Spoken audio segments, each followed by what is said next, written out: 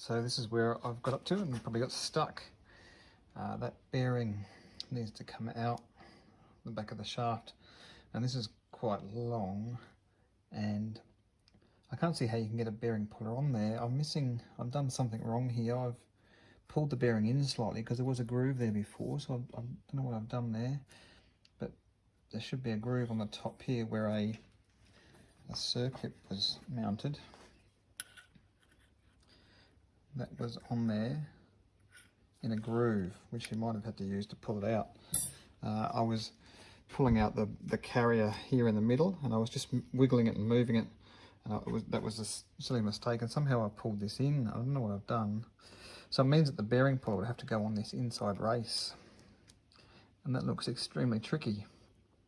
So I'm not sure if that's even possible. So I'm at a point where I can't go any further. So I'm going to need some assistance here from either a machine shop or a transmission shop. Other than that, the bands are out. The reverse bands are here. They actually don't look too bad, but this is an untrained eye looking at these. I don't know how much of a ridge is supposed to be there. This is the band B1. Again, there's material there, but it doesn't feel like there's much of a ridge here between the lower and the upper parts. But then again, I don't know how much there's supposed to be. So that's where I got to. The last band is here and loose, ready to come out. But without this bearing coming out, I can't go any further.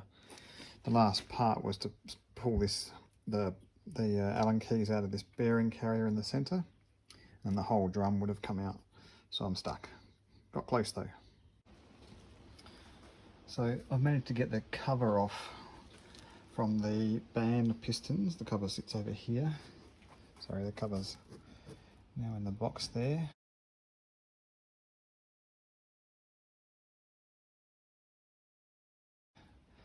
Has these two, I've pulled one of the pistons out, but it's got these two really large springs, and they are strong.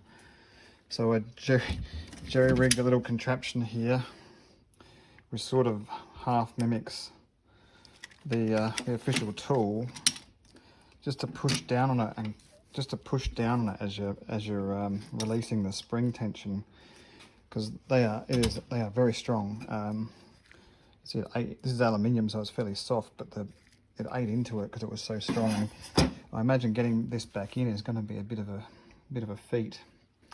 So anyway, keeping everything together, there's a spring, and that's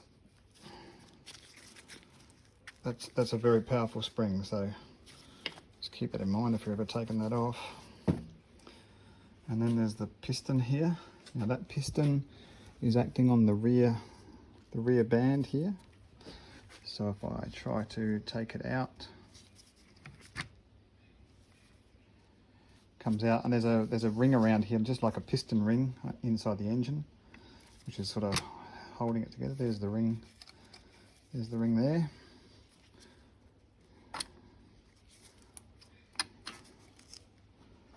And it comes out of there, and there's a rubber. I don't know what kind of material that is, but it's a very solid rubber, whether it was solid at the start, but it's certainly solid now to prevent the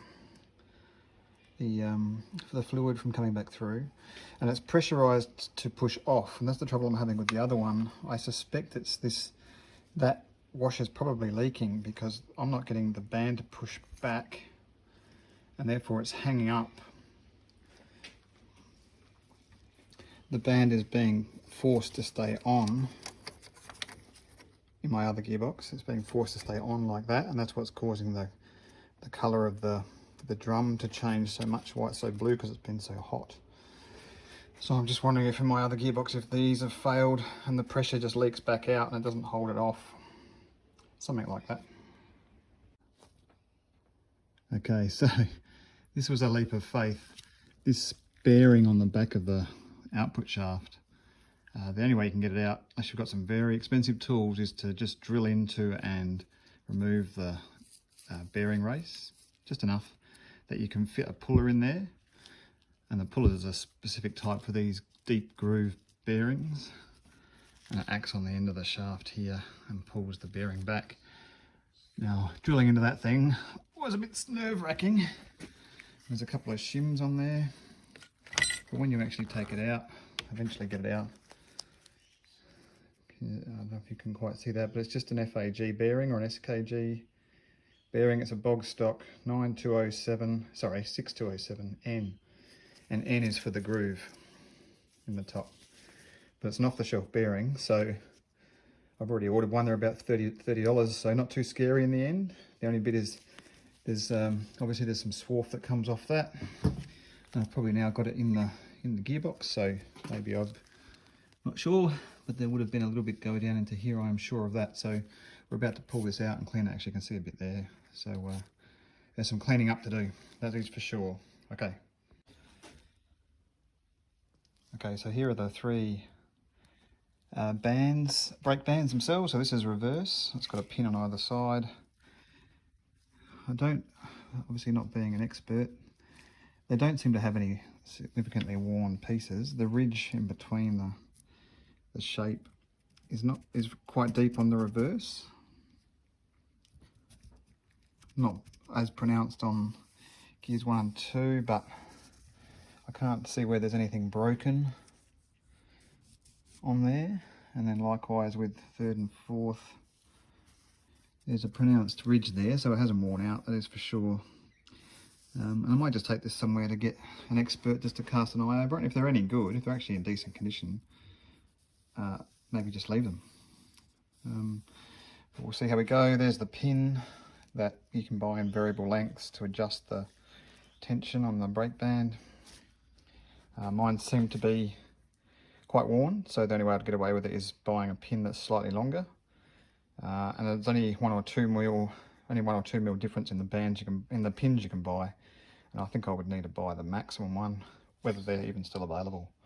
So anyway, back to the drum.